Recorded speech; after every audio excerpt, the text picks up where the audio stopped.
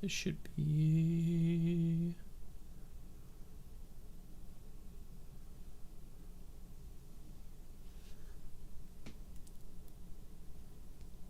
It's taking it a hot minute to connect for some reason.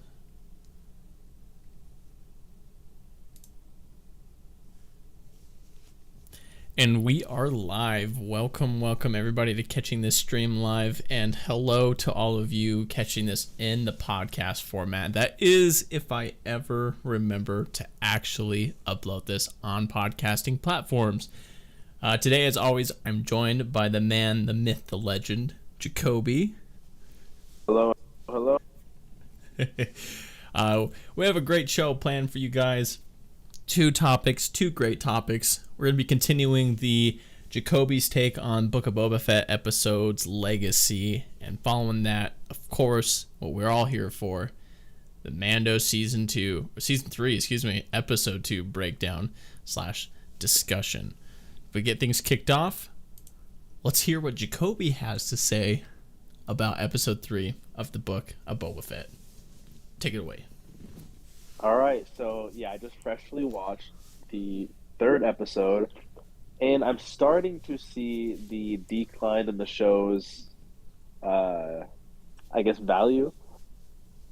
Sadly, sorry, I'm a little congested here, so you might hear me do a little bit of sniffles. A But little bit of sniffles.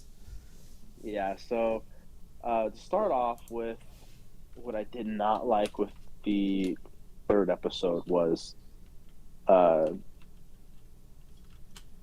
Boba is off negotiating deals with other people that share the sands and essentially wanting protection for the sand people. When Boba travels back to see the sand people, he sees smoke in the distance, and you know that's bad news. So he runs out there and he sees all the sand people pretty much killed. And yeah, it was sad. I think it could have been way sadder.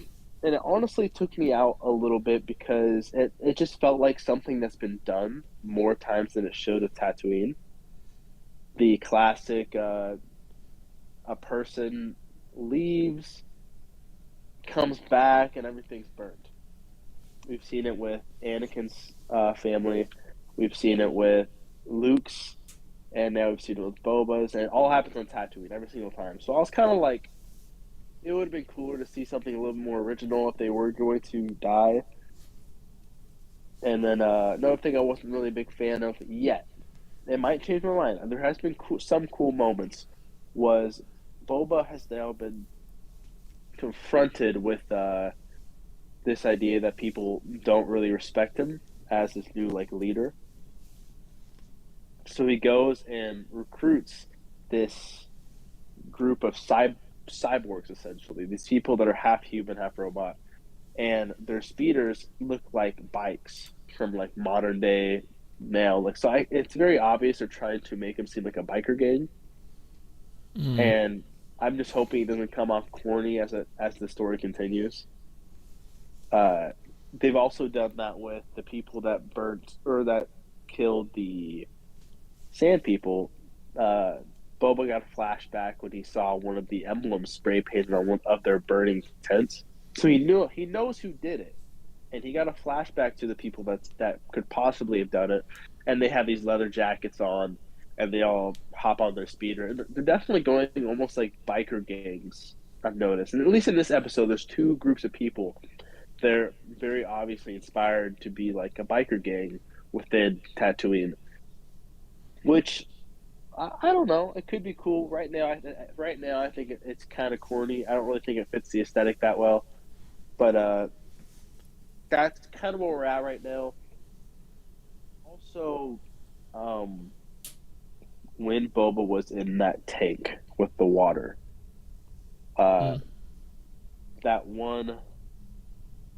an assassin tried to kill him. One of those. What's Chewie species? It's Wookiees, and it's Wookiee, yeah. his name is Black Chrysanthemum. Chrysanthemum, yeah. I remember his name was Chrysanthemum. I just couldn't remember. I knew I was going to forget it when I got here. It's all good. Yeah, that was kind of cool.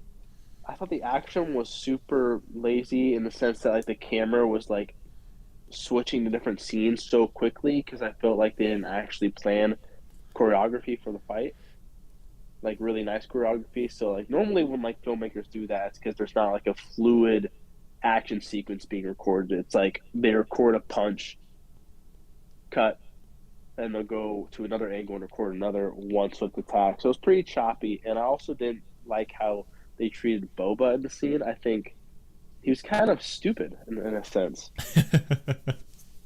Like he gets choked, thrown across the room. He has weapons against the wall. But for whatever reason, he runs at this massive Wookiee and tries to tackle it. Obviously, does nothing to it. Yep. And I'm like, why would he do that? He's known as like one of the best bounty hunters. Why would he even think he should be smart enough to know that he cannot tackle a Wookiee as large as this one? And definitely some plot armor that got put in there. Yeah, Boba should have been dead 4 times over in that battle. He got backhanded multiple times, and he got sent like 6 feet. And what was the Wookiee's name again? Black Chrysanthemum. Chrysanthemum. I keep wanting to say Kazakhstan. Close enough. He's wearing these brass knuckles with spikes on them and electricity going through it, and he punches Boba in the face, and there's no mark on him or anything. So it was just kind of like a very goofy fight to me. I think that those little tiny things, like him getting punched by these spiked brass knuckles and like nothing really happening to his face, and then getting backhanded with those knuckles and flying, 6 feet through the air. And like he just gets up and everything's fine. There's no blood or anything. It felt very Disneyfied in those moments where it was like, okay, come on now. I just felt a little too. I don't know. I didn't feel like there was a lot of passion in this episode, I guess I could say. Yeah. I was curious when I couldn't remember when that fight sequence happens. It was episode 3. It was that early on. No wonder no one was really confident in the show very early on. I forgot it came that quick in this season. Oh, were other people not a fan of that fight as well? Oh my gosh, man, that whole scene got ripped apart. That's the one where a lot of people like maybe the most common critique comes at the end when Chrysanthemum, like the little biker gangs with the multicolored speeders, everyone calls them the Vespa gang. When they're like fighting Chrysanthemum down like not in the main chambers, and Boba Fett like catches back up with them after they capture him in the old Rancor pit below, right? Right. He comes out in like his bathrobe instead of like with any equipment or armor on, and he's like, "Oh, you got him?"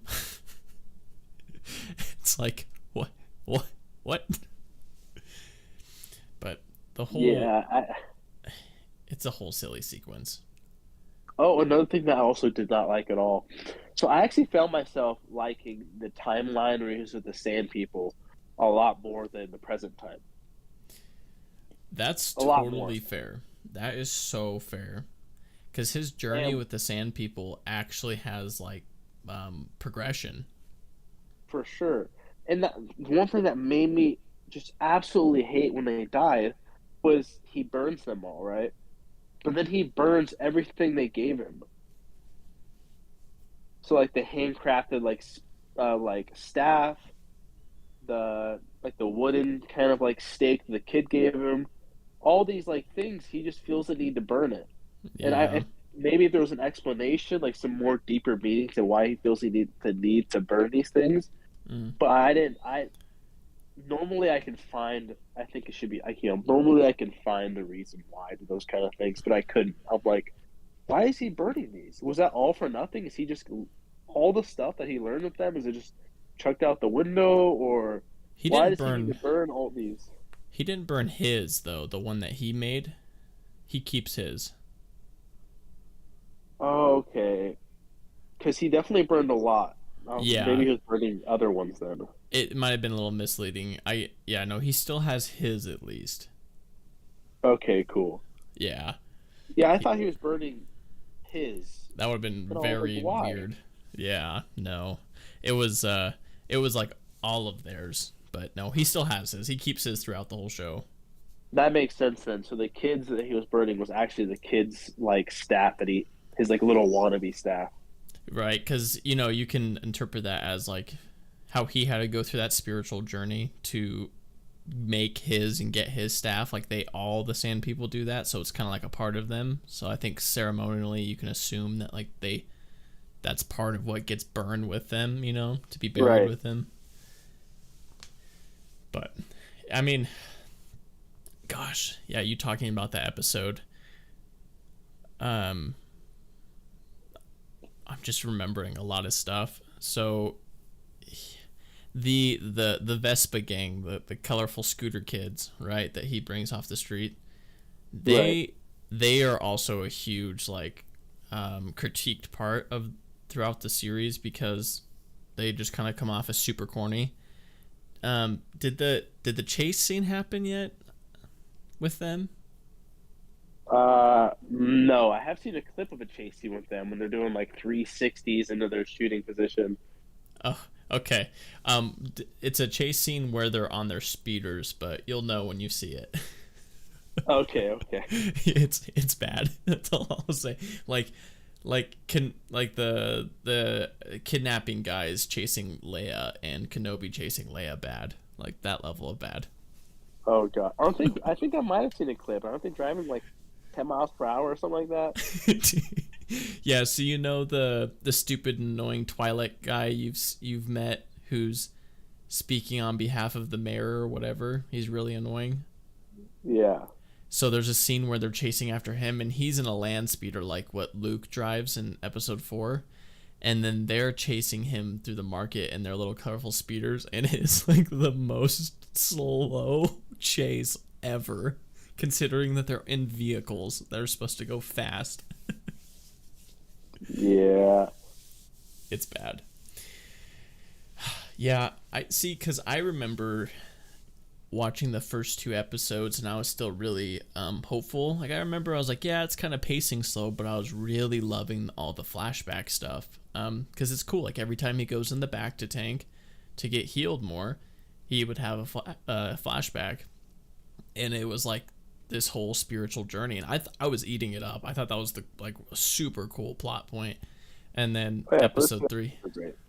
yeah, and then episode three happens, and you're like, oh, they didn't carry some of this cool continuous story writing into the present day stuff for some reason. Hmm. I should have been asking you for like your rankings for each of these episodes out of 10 as we go. Episode one, I'll give a 7 out of 10. Fair. I think that's like a pretty common consensus, I think. Episode two, I'd give it like an 8.5 out of 10. Mm-hmm. I thought episode two was great. I I thought thought it episode was, 2 was so cool. That was the one with the train heist and stuff, right? yeah, episode two was a great episode. Yeah, that was such a cool episode. And then this episode was like, it was like a 5. Yeah. Yeah. Well, you know what episode was not a 5 out of 10? Mando. Mando, episode 2, man. Let's go. I don't know where to start with this, honestly, because I loved the whole episode. Well, I do have a negative. Okay. Here's your negative. Uh, it was the engineer lady in the beginning. Oh, sure. You know, Yeah, you know what I'm talking about? yeah, the girl, the lady that. Yeah. Yep. So this is something I think Disney's been doing a lot with Star Wars shows, and it's slowly even creeping into Marvel's content as well. As it feels like the actors, like their dialogue feels so, I don't know, like scripted, and if it feels like something that I would hear before going on a ride, a Star Wars ride. That's what the engineer lady gave me. Every time she read her dialogue, it was so like unnatural and like too overly like joyful, I guess you could say. It felt like Mm, if she felt like I wouldn't even be surprised if she really is in an intro to like one of the rides. And that's something that I think I get kind of annoyed with some characters. I feel like they're put into the shows for the point of them being able to market them within the like Disney World and all that kind of stuff. mm, yeah, she. So that was the only thing. I thought she was her. I thought all of her dialogue was absolutely terrible. So I can't remember. Was she in previous seasons of Mando? She was. Okay, yeah. So they introduced her in Mando. Okay, yeah. So she's always been kind of a weird character for me. I maybe I would use a little bit different language, but I think how you were describing it is how I feel. Um, where when she talks, like it feels like she's a character. This is gonna sound really weird, but she sounds like a character who was written to sound like a person that exists in the Star Wars universe, but like not organically. Like it's very it's almost like corny Star Wars talk when she delivers things, and she's like she'll make little, I don't know, quick analogies or whatever, and it's just, it feels kind of like how when people are really trying to force things in like a fan fiction, the things they might say are like a fan film. That's what her lines feel like to me. I could see that. You know, like the droid she would have, she'd be like, "What do you mean you're not trained for space something something?" You Yeah, know, like or like say some sort of Star Wars term, but we have no idea what the droid even said. He just heard some beeps, and it's just like which is, kind of it's, corny in my opinion. yeah, it's interesting too, because I think about like Han talking, he's like, you never heard of the Millennium Falcon? Did the Kessel run in, whatever 3 point something parsecs? Like, it's that same energy, but for some reason, either the way it's written or the way it's delivered, could be, it feels more organic. With I would most say other it's probably characters. delivery. Yeah. Because I think what it is she is just she every line she says to Grogu or the droid is very like, but it's never too thin. It's always very natural thin. But when it comes to Grogu or the droid, it's like she says it like she's starting a sentence as opposed to responding to someone. Mm, Does that make sense? it And does like make sense. I think it's an actor the actress's abilities to create a conversation with a a lifeless object Sure. is what is the barrier. Yeah. And Because, I think Han does it better, just because the yeah. actor's abilities. I think that's fair, because I mean, like obviously Din has a lot of dialogue with Grogu, and he talks to droids and stuff, and it always feels pretty natural. Uh huh. And then yeah, when she would share dialogue, even with Grogu, not the droid, it still had that kind of like, what do you mean? Like very, I don't know. It just wasn't that natural to me. Yeah, yeah. I mean, she's kind of like, I'm glad that she's kind of just a somewhat There, common supporting well, character. Yeah. uh, If they try to make her like, if she was like a Riva situation, I would find her very annoying. But because it's just like whatever, it's easy to chalk it up to like, well, there's lots of different species and the galaxy's a big place, so she's just one of those humans that spent way too much time with droids, and so she talks weird, I guess. I don't know. Like, I can just make up some lore in my brain, right? And get over it. But let's talk about good things that we liked about this episode.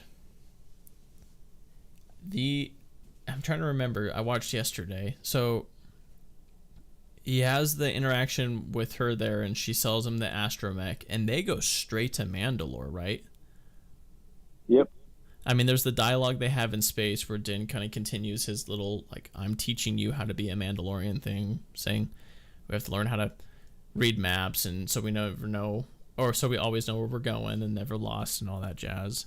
And he talks about where he grew up, which is cool. I like those little tidbit scenes. I don't think there's anything significant Mm-hmm. about them, maybe, but well, that's not true, because we learn in that episode that like Grogu's paying attention to how to navigate, because he listened when Mando said, "That's where we this." Kalevala, that's where we saw Bo-Katan, and that's how Grogu points out on the map to the astromech, like, hey, take me to this planet because I gotta go get help, So I guess it is actually significant. It's just a little nuance, which I appreciate that attention to detail. Yeah, I would say I liked it too. Yeah. One thing I like too is that, as I said in the last podcast episode, I was worried it was going to be like kind of like a video game quest line where he has to go here to get this memory card or whatever. Oh, I was yeah. worried that we wouldn't get to Mandalore till like episode 4 or 5, and it'd be a lot of these little tiny things he has to do just to get there. Mm-hmm. So I was very happy that wasn't the case, and he pretty much besides going to see the engineer lady, he pretty much went straight there. So I was really happy to see that. Yeah, that was nice. A part of me was like, wow, he just kind of up and gave up on that idea of getting the IG-11 control board, but I guess his plan of retrieving it was the Jawas. So when he learned that even they couldn't find it, he was like, okay, well, it's not worth my time. I'm like, okay, that's kind of fair. It was a little bit jarring, I don't though. know. Yeah, I don't know why if that was. I will also say, he was never going to find the memory unit. I don't know why they ever brought that idea up in the story to begin with, but... Well, they put such a heavy emphasis, like, in Season 1, or really all of the seasons, how much he doesn't trust droids, and then his whole thing, like, with getting IG-11... Yeah, he trusts IG-11. That whole conversation was like, no, your highly skilled and capable guys are not going to make me a droid. You're not going to make me a droid. I want this droid. And then she's like, they can't find one, but this one can do it. And he's like, I don't really want an astromech. She's like, no, it's fine. And he's like, okay. Maybe that's a minor detail, but I do remember that was a little bit jarring. Like, it took me out for a second, and then I was like, whatever, because the rest of the episode was super freaking cool. Uh-huh. So they get on world, and the astromech goes exploring, and then it gets lost. So Din has to go after it, and I forget what the creatures are. Bo says their name later in the episode, but they encounter those weird, like, alien Yeti things, which was pretty baller. I really like Din's fighting style because he's somebody who, like, he's skilled and he has great equipment, but he's not like a Luke Skywalker. So you'd see, like, if those 5 beasts came out of nowhere and it was Luke, you'd be like, yeah, well, okay, good night. They're going to get chopped to pieces, whatever, no problem. Right. But Din actually has to struggle a bit, and he's very reliant on his armor in a lot of ways, but he still, like, has good reactions, and he just is a very believable fighter. Like, it's very fitting for his skill set and his weapon set. It's well done. Yeah, I really liked it too. One thing I really loved was the atmosphere. I think it's very obvious. I like darker atmospheres. Mm-hmm. So when he went into, like, kind of descended into, like, the pit, I wouldn't necessarily call it a pit. But when he started descending into that lower area and just darker atmosphere, and when those Yeti like people came out and started trying to take him out, I thought the action was really good.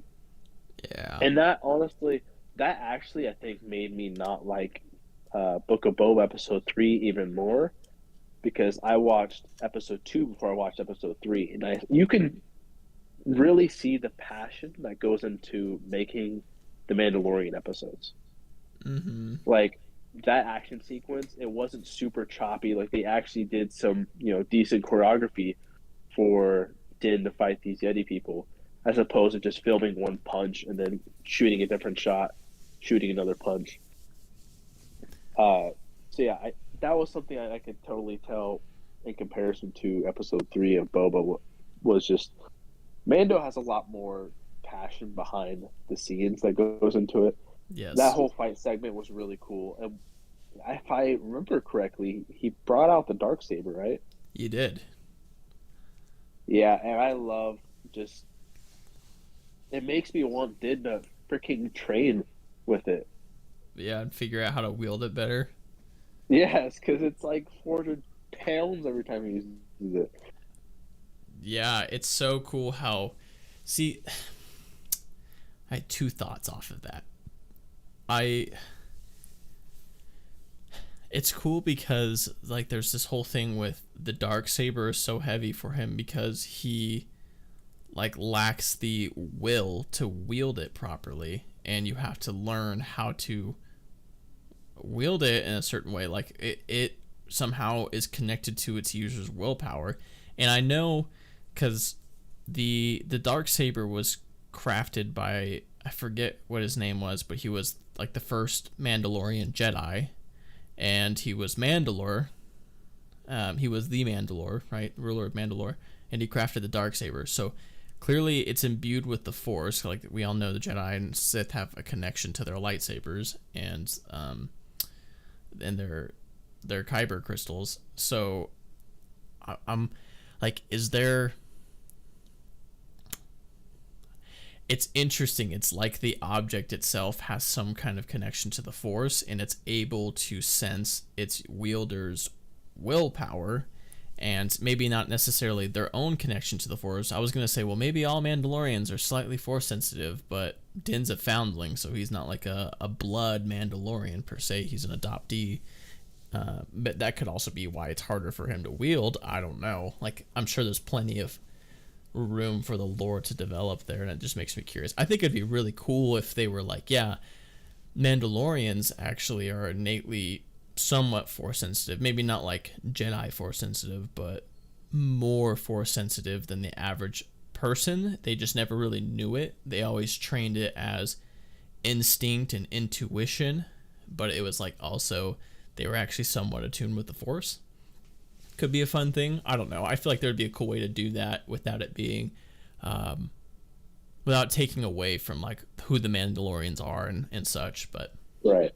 even Yeah. all that aside, like it's just cool that the dark saber is somehow connected to like the wielder's willpower. Yeah, I was watching just a little behind the scene interview with one of the writers to the story, and he was talking about the dark saber and how it can be heavy but can also be light. And which I was like, elaborate. And it was just he was pretty much just talking about how some people have like he worded it so oddly, but it was pretty much like some people are like born to be able to wield it, and if that's not the case, then they have to train for it. Mm. And because he was saying how back when Mandalore was still like alive, essentially, there was training for this dark saber, this dark blade, and so there was training for people that so like essentially with through their training it would become lighter. And once I heard that, I'm like, I need Did to start training Yes. because it's almost weighing him down physically down, and in a sense where you can't really fight that well.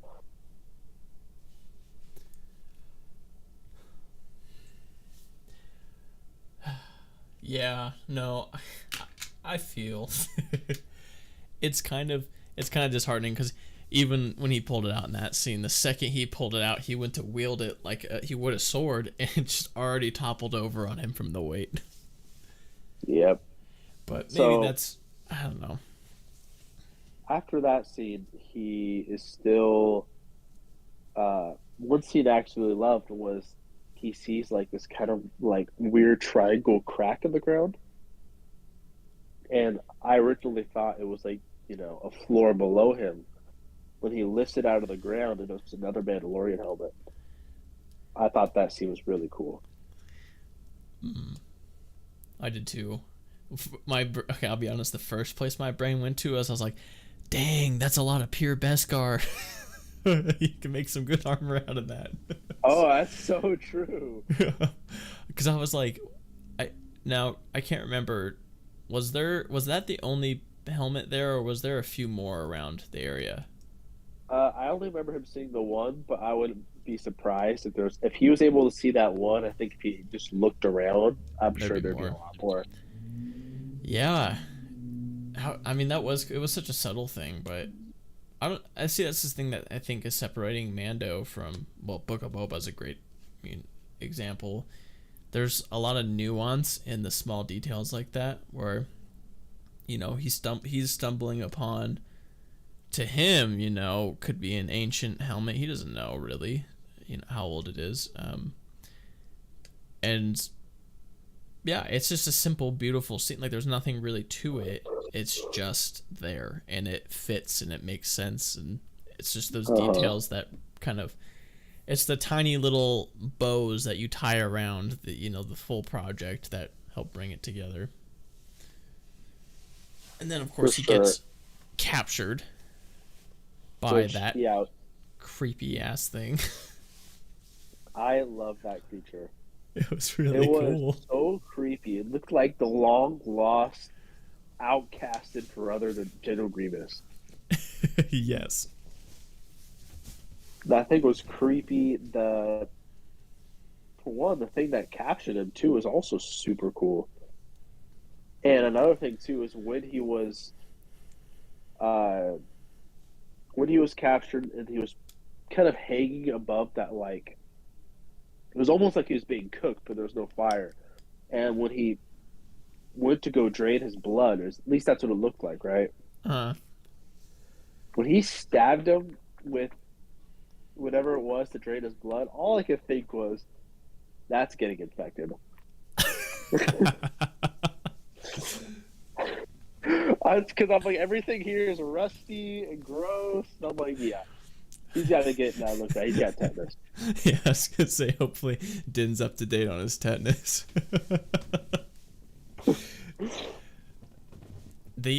I loved the what it kind of reminded me of when he got trapped, because it comes up out of the ground and traps him, and then it like rotates under to its belly, and it starts walking like a weird crab spider thing. It reminded me of like a small Decepticon. I could totally see that. And you know how which one of the movies was it? I don't know. It's like a combo, because there's like the scenes where they basically rip the spines out of them, and they use like what looks like machine fluid kind of as like a bodily fluid sort of thing. They blur that line. And that's like that whole thing. I was like, this kind of reminds me of like a creepy Decepticon. It has like the orange/red glow to him. Yeah. But it wasn't like, I didn't feel like they threw a like a Transformer into Star Wars. I just remember like afterwards, I was like, that's kind of what because it like made my skin crawl a little bit seeing him. But it, in its own right, it looked unique too. I liked how it like sedated him, just stuck him right in the neck instantly, didn't even give him a chance to escape. Like, whatever this thing is, it built this whole mechanism. I'm assuming it must feed off of other creatures like blood or whatever. It isn't really interested in eating him, it would seem. It was kind of more like a spider in that regard. Has all these lizards around him, but yeah, it's gotta go for Din, I guess. Yeah, so it makes me so curious. Like, I mean, maybe we won't get much of an explanation as to what it is, or maybe we will. I don't know. No, probably not. It was just cool. Like, again, something that's unique and new, that didn't feel out of place. Like, I was like, yeah, I mean, how many times in Star Wars did they just heroes run into some random creepy creature that they have to deal with, like, all the time? Yeah, for me, because you said it kind of made you think of like a Decepticon. For me, I thought of General Grievous for sure, because it had like this really like awkward posture with this lanky kind of walk to him, and had a kind of odd like breathing, which really made me think of General Grievous. And General Grievous was also like a very similar type of creature in the sense that it was machine, but also it was like a machine that held this organism together. Mm-hmm. So I really love seeing that. I think it really brought me back to like prequel Star Wars, and then but yeah, going on past that scene, I love to see Grogu actually really show off how much he's kind of developed. Yes. like hopping through the air and all that kind of stuff to getting to what's her name? Bo-Katan. Bo-Katan. I will not lie. Bo-Katan is one fine Mandalorian. Well, I will say you are a very big fan of Obi-Wan, and Obi-Wan had the hots for her sister, so it only makes sense. Hey, my Instagram handle is Obi-Wan Jacoby. See, so it makes perfect sense. Speaking Bo-Katan's. of prequels, Uh, oh, so I say speaking of prequels, I have my prequel exclusive podcast T-shirt on right available now. Oh wait, no, that's not my merch I'm selling. Never mind. Dang it. now. Star Wars sponsored. Do it. I was gonna say Bo-Katan's such a cool character. I've been excited ever since they brought her in the earlier. I can't remember. Was it season 2 that she came in? I think it was. But I mean, she's super cool in Clone Wars and stuff too. And man, it was so cool to get to watch her be a complete and total bad ace this episode. First of all, before I get ahead of myself, yes, watching Grogu kind of outmaneuver that Grievous skeleton, whatever robot thing, was super refreshing. Getting away, applying what Din taught him about navigating. It's like, hey, we need to get there, and going and getting Bo. Like, that's really cool. I'm like the whole Grogu being this cute little Yoda thing that's just eats frogs or whatever. Like, it's a fun trope, and I get it, but I'm excited for him to become competent. I hope that like the Yoda species has this growth spurt. Maybe when they turn like 60, they temporarily age fast, so they become more like conscious and can talk. And I guess, oh god, there was an article, I think it was Dave was talking, or somebody, I'm totally spacing now, was talking about how Grogu actually is going to start speaking soon. I mean, soon can mean anything, but yeah, so that would be cool. Well, cool. Grogu was speaking to the mechanic girl, the droid lady. He said a word. Oh, well, did he? Well, I guess it's up for interpretation. Well, he can, obviously he understands, right? Because he applies what he's being told, but also he communicated with Ahsoka through the Force. So there is a level of consciousness there. It's not like he's incompetent. It's just, they haven't really flushed it out exactly, so I'm just kind of speculating. But it's one of those things where he probably understands and can communicate his own way. He's just trying to learn like their language. I don't know exactly what the thing is, but it's cool because we're getting to see him progress, and you know, it's kind of beside the point right now. But he's going to get there, and I'm excited for that. And then Bo coming in. Oh my gosh. First of all, talking about how frustrating and painful it is to watch Din still struggle with the Darksaber, and then Bo and her darn like royal bloodline picking that thing up and wielding it like she's a freaking Jedi. Oh yeah, that was pretty freaking sweet. It's so cool, because, well, so like in Rebels, Sabine gets the Darksaber and she starts training with it. And I can't remember if Bo gives her pointers or not, because I'm starting to draw blanks, but I feel like there's a time where like Bo is kind of giving her pointers on how to wield the Darksaber, and so just getting to see her really flex her abilities and familiarity with it, is so cool. It's so cool. Mm-hmm. Well, that and the fact that she would have been like as a child, since she was royal, in the bloodline, she would have received training, I believe, maybe not at her point in time. I think she would have received training on how to actually wield it too as a child. Okay. Yeah. Another really cool scene too I loved when she was with Grogu and they're going to find Din, and then she pushes Grogu to the side, you know. Oh, yeah. And she sees something glowing in the ceiling, but it just looks like a crystal, you know. Mm-hmm. But she knows it's a trap. that just the way she was able to see that too. And I think it definitely just shows, though I loved it, it shows the experience that she has over him because Yes. he so easily walked into that machine trap. Yep. And she is so aware, like she's not letting any trap get her. Well, not to mention she was like in the middle of having a conversation with Grogu when she like paused and did that. Oh yeah, and Din was, he was just wasn't really talking. He was looking around and everything, and he still managed to get caught. Yep. I will say Din was not on his toes this episode. No, no, no. He was not on his A game. Oh, and yeah, I love how exactly what you said. She pushed him away and she kind of looks and just freaking pulls out her blasters and lights the top of the cave up. It just goes for it. Ugh. Yeah. I also love the line where she says, "If they're still here," she was like, "These people used to be on the outskirts of the city or whatever. Uh-huh. So they're still here and alive. I wonder what else is." And I'm I like, "Ooh." oh, I know. I know. Oh, okay.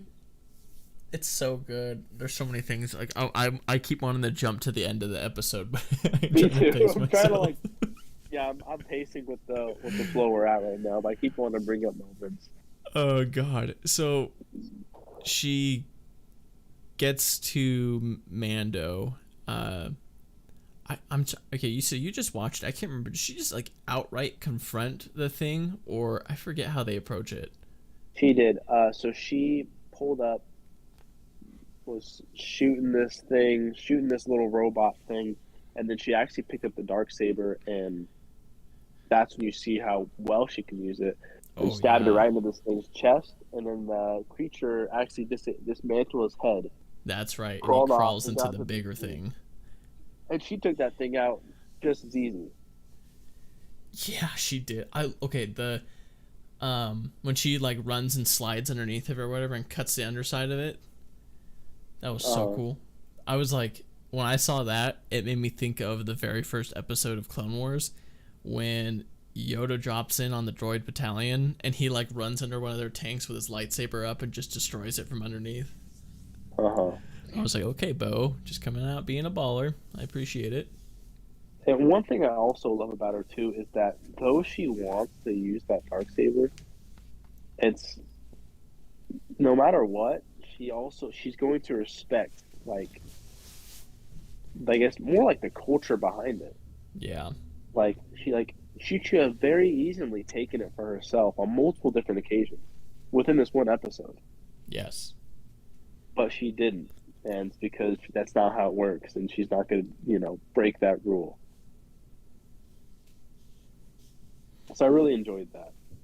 Yeah, it's kind of cool because her character sort of is like that tension of the culture and the old ways, and then also like the new ways, and kind of rejecting some of the archaicness of the culture.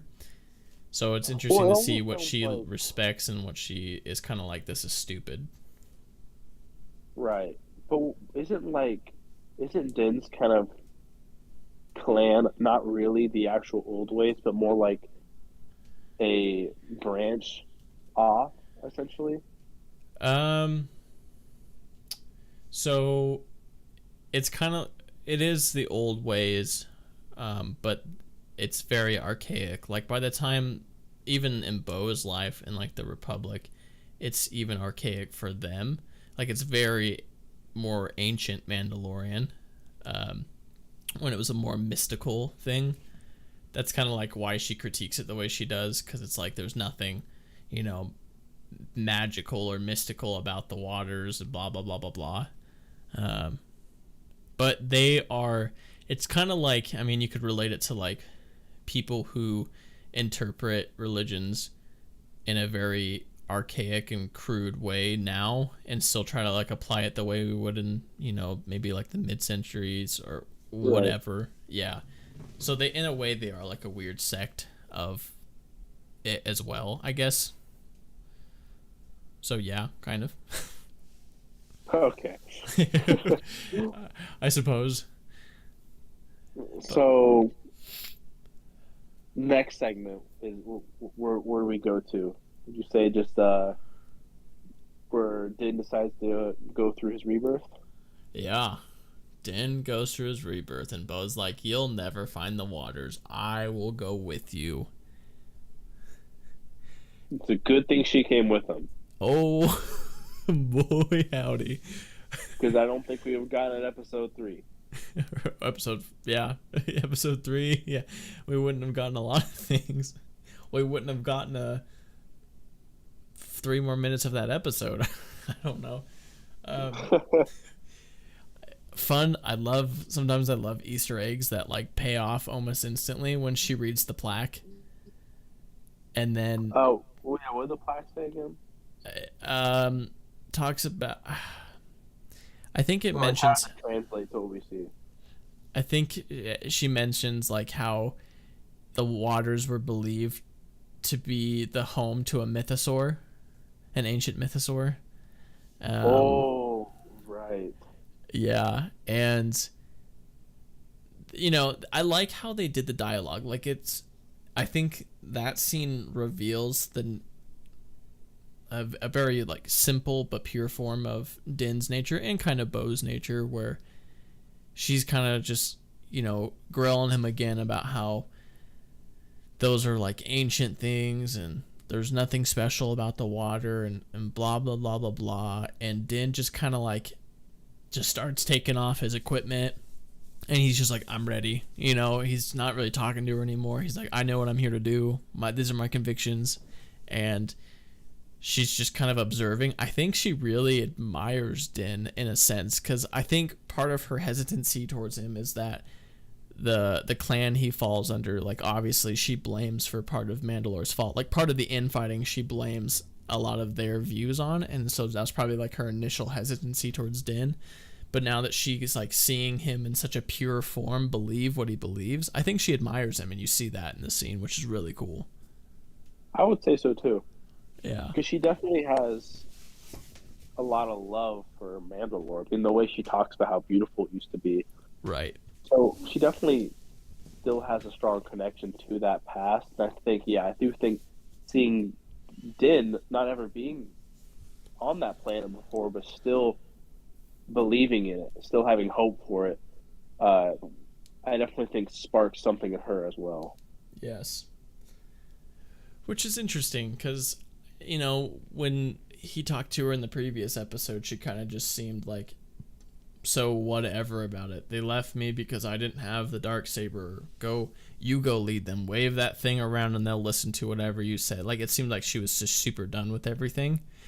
And now it's almost like that mentality is starting to shift a bit. Now that they're on Mandalore and they discovered that it's still breathable and it's not cursed and all that stuff, like that, I guess hope is being rekindled in her, which is cool.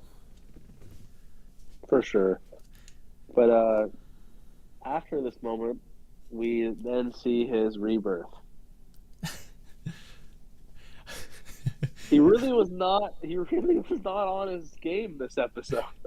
in all in all fairness to him, I'm sure this was a very emotional moment, very symbolic and important and significant for him, and he's reciting a creed. He's swearing on the ancestors. I don't know many people who would have seen that coming. Yeah, it was probably a very deep moment to him. It's only It was a very deep moment, actually. yeah, like 200 feet deep. And if we really think about it,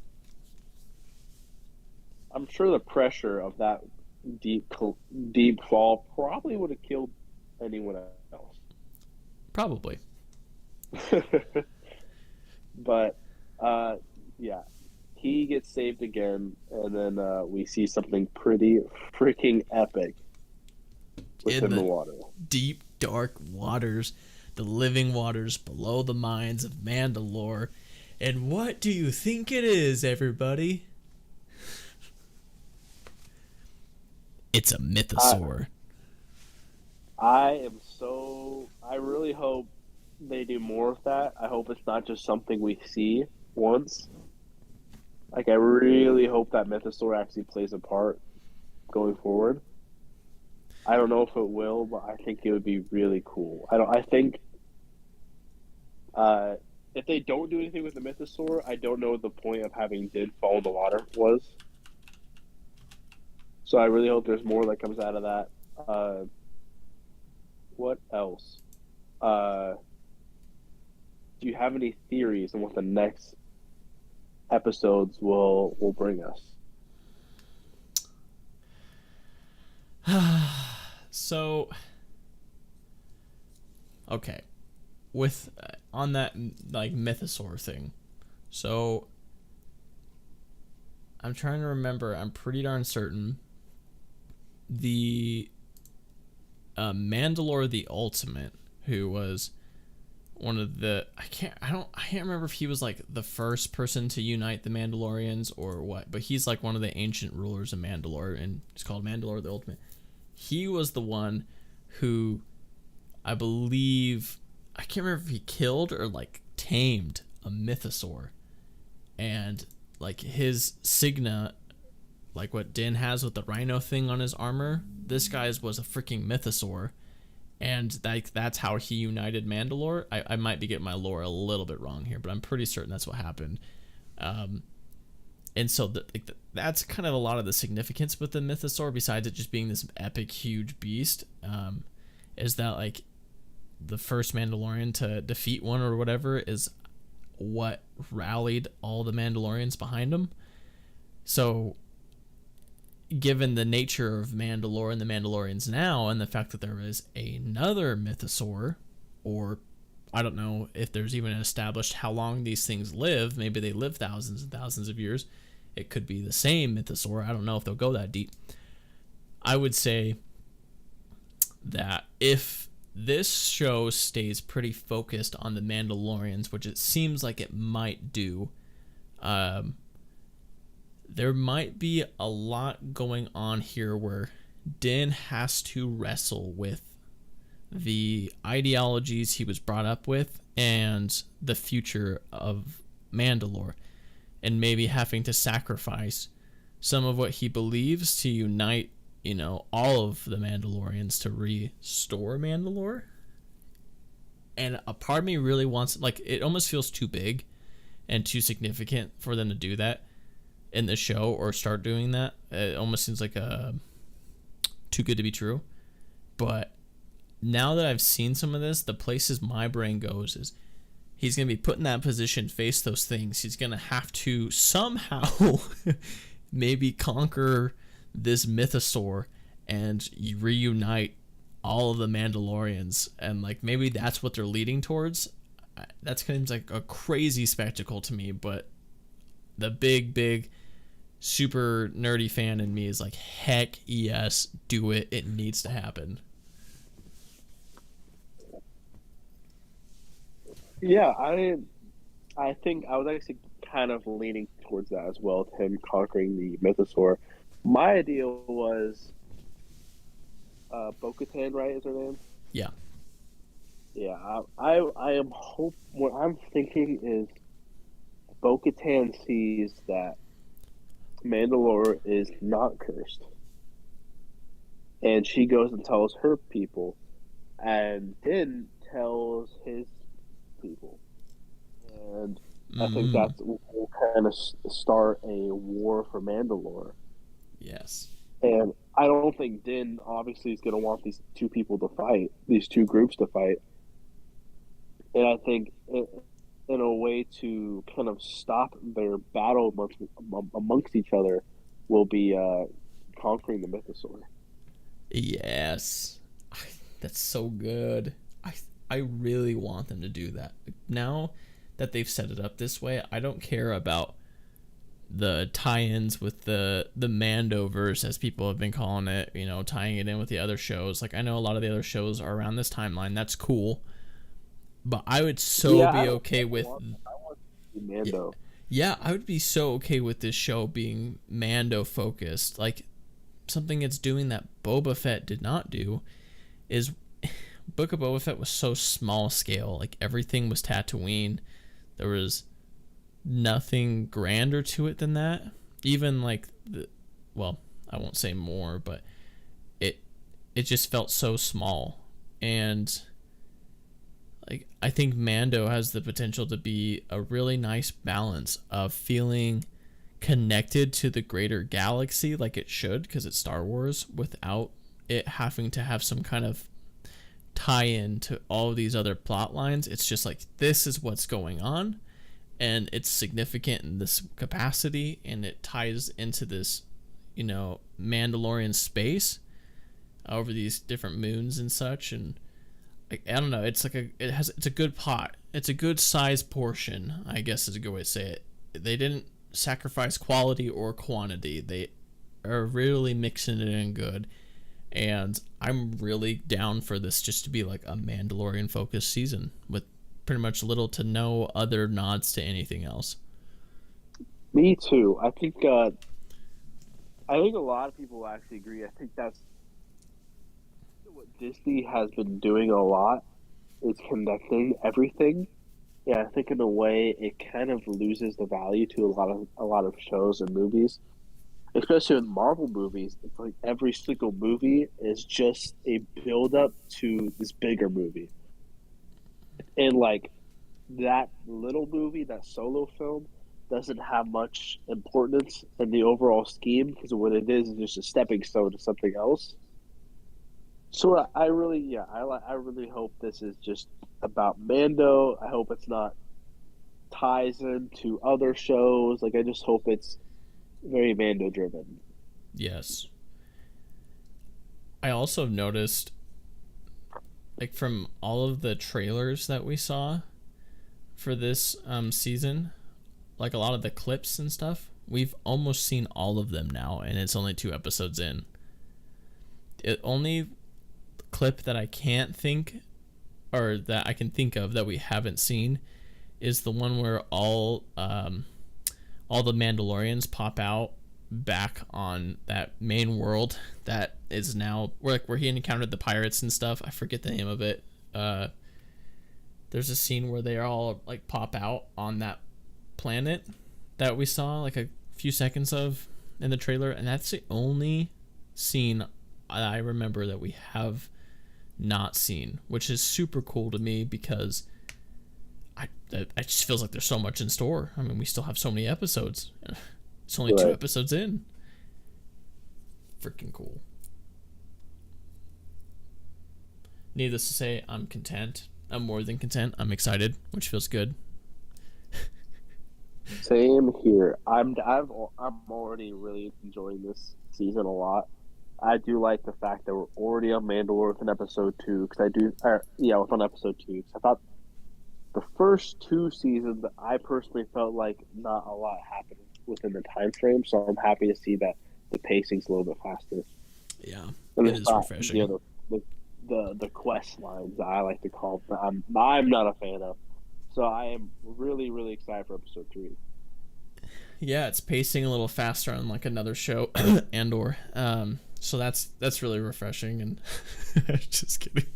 See, I was thinking about this. I don't want to get back into Andor, but I was thinking about Star Wars. I'm like, I was thinking to myself how I'd like to see new, almost like new takes of Star Wars, right? Sure. And just like different themes and stuff. And I was like, wait, but they can't do that, because they did that with Andor. And then people complain that it's not Star Wars enough. Right. So I'm just saying, I think Andor is amazing. I think eventually when people get million Star Wars films and shows from Disney because they want the money, it's going to get really old, because they're going to try pushing out the same exact setting and style of every single one. So I'm just saying, Andor's on top. Andor's the GOAT. I love Andor. Eat your heart out, internet. Hey, remember, I put it as number 2 when I was ranking shows, so... Hey, you're still a hater, though. I only like to hate on it because it's fun, because you like it so much. It really grew on me, and I don't disagree with anything you just said, because it was Star Wars. It was just Star Wars we weren't used to, and I think that's really okay. I think that as long as we start getting W's in Star Wars again, like this season of Mando seems to be, and maybe we get some more W's and the overall perception increases, I think people will be able to go back.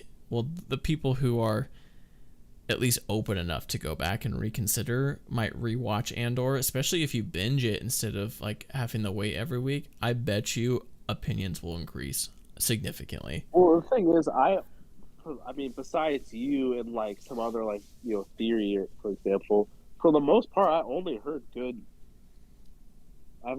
opinions. It's also I was really surprised to hear they didn't like or care for it as much. I heard so many people say, like, a lot of my friends too actually watched Andor, and they didn't watch any of those Star Wars shows because they couldn't get into them, and they loved Andor. Yeah, I heard overwhelming love for Andor, so that's what made me so excited to watch episode 1 too. Sure. Yeah, no, unfortunately, there is a lot of people who do not like Andor, but that doesn't really matter. I've never thought like popular opinion dictates really how good something is or how much I have to enjoy it. How do we find the popular opinion that people didn't like it? Sorry? Because I will say I think more people dislike the other stuff we've been getting than they do with Andor. That is a true statement. However, a lot of like Boba Fett and Kenobi had way more viewership than Andor did in its entirety. So, well, yeah, but they're also messing with like legacy. Well, I'm not saying that because more people liked them they were better. I'm saying that more people. Well, one, those shows were bigger flops because flopping with legacy characters will always be worse than flopping with original characters or new characters. But also because. But I'm also saying like. Will always be way different. What? Oh, right. But I'm also saying like. It's like per capita, right? So if 50% of Andor users, or even if it was like 80% of Andor users didn't like Andor, it would still be less than 50% of Kenobi viewers not liking Kenobi. Just because I'm exaggerating, but it doesn't really matter. I'm just saying, like, yes, a lot more people disliked those shows, but also a lot more people watched those shows too. No, yeah. What I was saying was, when it comes to viewership numbers, when I see viewership numbers, I don't really think that's. I will never use viewership as an account to say what's better and what's not. Oh yeah, absolutely. Like if you look at the Oscars, like most of the films winning Oscars are like these very artsy type films that are really amazing movies, but not a lot of people see them because they're not, more blockbustery kind of esque films. Because the blockbuster films are always the ones that make the most money. And when it comes to blockbuster, I would say, more people are going to look at a show that has a legacy character like Boba Fett that they've seen before, marketed before. They're like, oh, he's getting his own show, as opposed of this Andor character that people pretty much never seen before. Right. Exactly. Yeah, and Andor also had probably the worst advantage out of any of the shows because it came out after Boba flopping and after Kenobi flopping. So it, one, didn't have legacy character appeal, and two, came out pretty much at a time when Star Wars as like a whole has perception has been the lowest since maybe like after episode 8 dropped, episode 8, episode 9. Like it's the closest we've probably been to that much of a low, and then Andor comes out, so it really didn't have a fighting chance unless it was like perfect, which that's why I like when we talked about it last time, when I was like, the more I've thought about it and kind of try to put aside my feelings overall and just try to focus on the show, like I've grown to like it a lot more because a lot of my perception and how upset I've been with Star Wars is what's affected part of my enjoyment of Andor. And then I was able to kind of look at it with a different lens and be like, oh wait, I can pull Star Wars elements out of this. It's just a new kind of thing. It's not, I don't think it takes away from the, what's the word, the nuance or spectacle or feel that Star Wars has always had that much. I think it just is a different lens to see all those things, because it's from a totally different perspective, but it really does fit well within the Star Wars like ethos or mythos, I mean, and it is its own kind of like mythos, which I've really grown to appreciate, and I'm happy that they are considering making more Andor, because it's such an interesting idea. Could I put it above Mando in my heart? I mean, I don't know. Depends on where season 3 goes, because if season 3 goes like how we're saying, in my eyes it could never touch it, but that's just me enjoying what's familiar to a sense.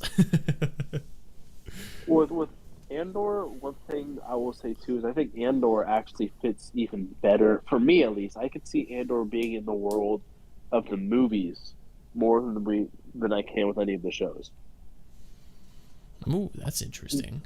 Not Kenobi though. Kenobi definitely I could totally see it within the time and space of the movies, but the other shows it's just tough for me when I'm seeing all these really big, powerful characters, and then I also see stuff with like the Force and all that, and just seeing as much as we've seen with Star Wars, I'm like, what happened with these characters? Yeah, that's fair. And it's not a flaw. I still enjoy it for what it is. But with Andor, it's like these people aren't truly significant, which I kind of like that. They're just real people from the galaxy, Yes. and they're not necessarily galaxy-changing people. Like, yeah, they are helping with rebellion and all that jazz. So, in their own way, they are important. But are they as important as like a Jedi? No. And in a way, I like that. It makes me feel like they just feel more real to me. So I really enjoyed that. But going back to the reviews, though, I'll just say Andor has a 96% on the Rotten Tomatoes. Good Audience for score, it. 85. No, like it really does surprise me that you said, from your perspective, a lot of people didn't like it. Because from my perspective, I only heard good views from it. I've only heard good feedback. It's because you listen to Disney shills. I'm just kidding, but I know that's how people respond. Disney shills? Yeah, they shill for Disney. Oh. See, these are the people that actually, a lot of people that I saw like Andor, they said, were the complete opposite. They did not like all the other Star Wars stuff. I know, I'm just teasing. Although I will say, Disney is really bad about incentivizing influencers to say good things about their Star Wars stuff. It's kind of sad, actually, how much they try to, hey, you enjoy this, right? Look at these cool things we're giving you and letting you do. Well, I can say a lot of people I hear say they like it are not from creators. No, I know. I'm just giving it a hard time at this point, but no, there was a very loud and outspoken large community that does not like Andor and is appalled at its existence. But I don't think that because they exist that the show is bad. Like, I hardly was following anything while I was watching the show. I was actually really behind on most like Star Wars talk when I was watching Andor. I kind of watched it on my own. I just like was surprised that,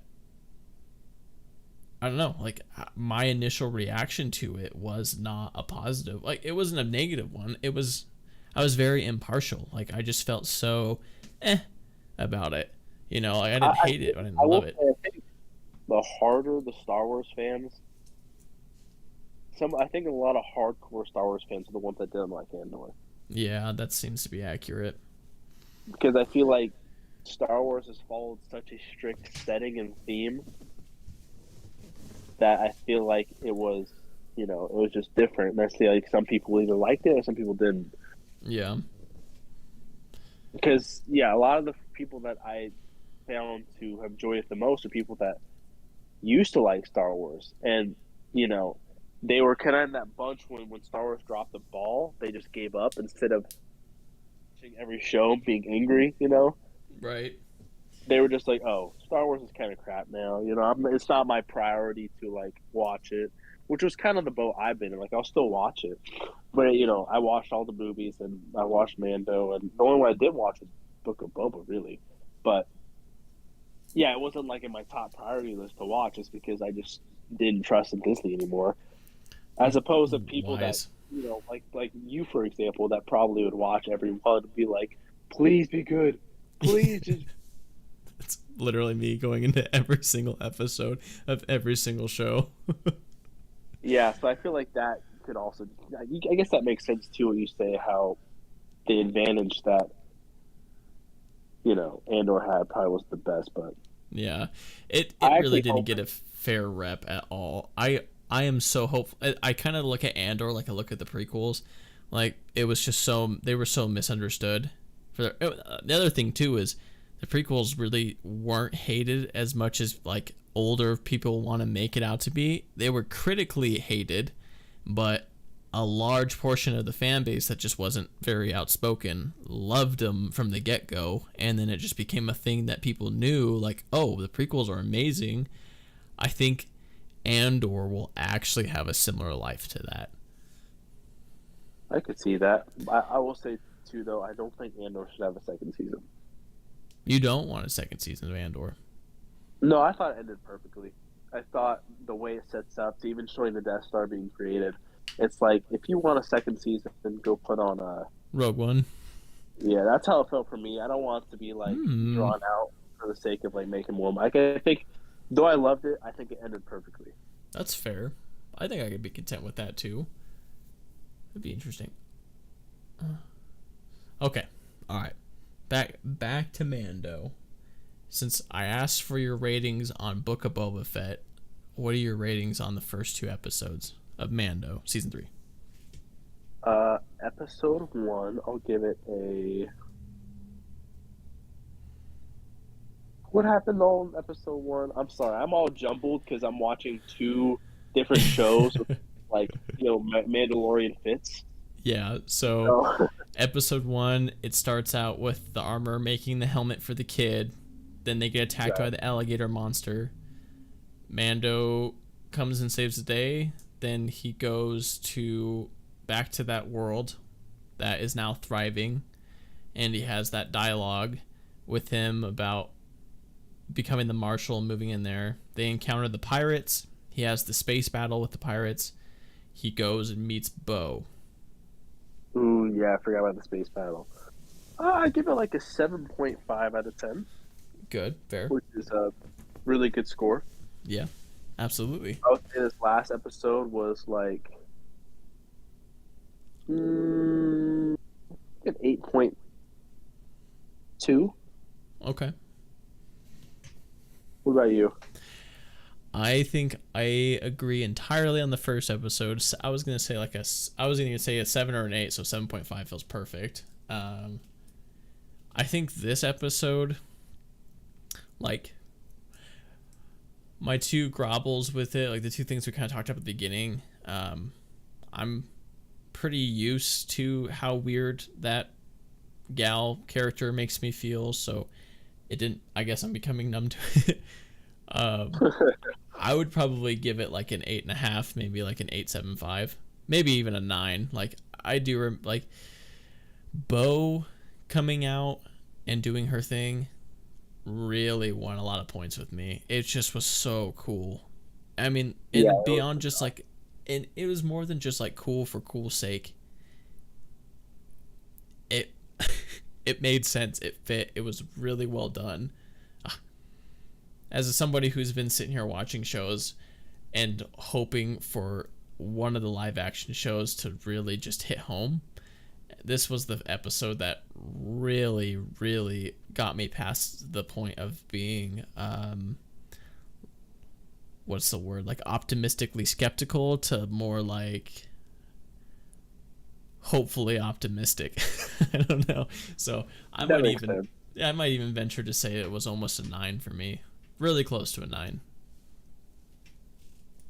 That's nice. Yeah, that's about. See, my review system, it's like 10's a masterpiece, right? Like, when I think of a 10, I have to think about if there's anything I would change.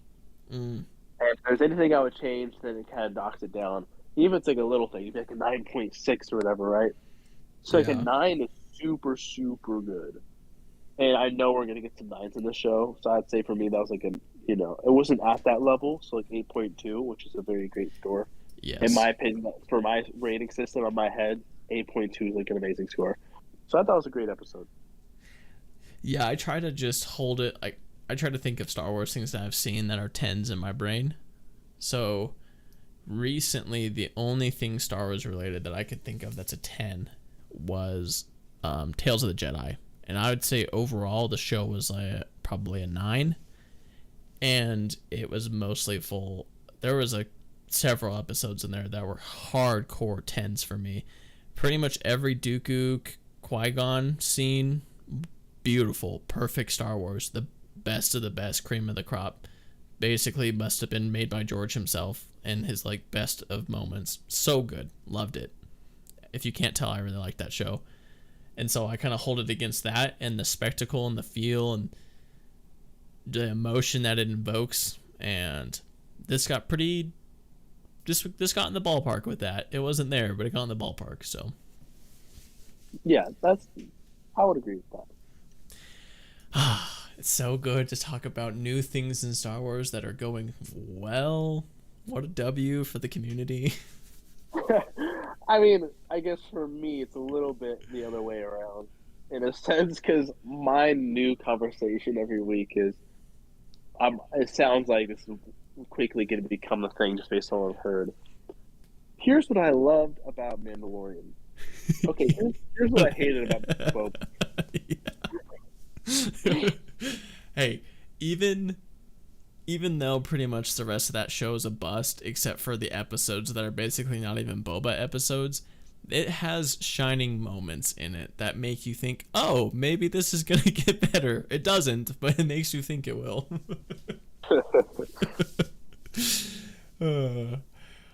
Alrighty, well, I think we're gonna wrap up this episode this week here. Thank you for everybody who made it out live, and for those of you that catch this in the long distant future in a podcast form, appreciate you being there as well. Until next week, this is the way. This is the way.